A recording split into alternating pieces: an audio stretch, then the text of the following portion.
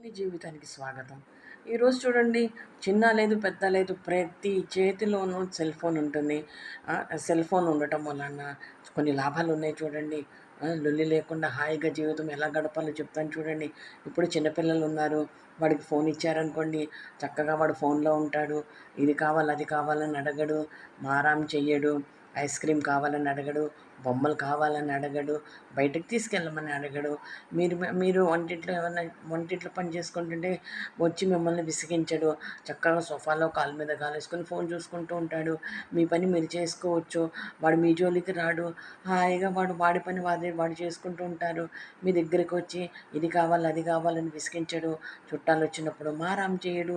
Grocery షాప్‌కి గానీ, డీమార్ట్‌కి గానీ వెళ్ళినప్పుడు అది కావాలి, ఇది కావాలని అడగడు. ఫోన్ ఇస్తే చాలు చక్కగా ఫోన్‌లో ఆడుకుంటూ ఉంటాడు. చూడండి, మీకు విసిగించకుండా ఎంత హాయిగా లొల్లి లేని జీవితం చూడండి. లొల్లే ఉండదండి.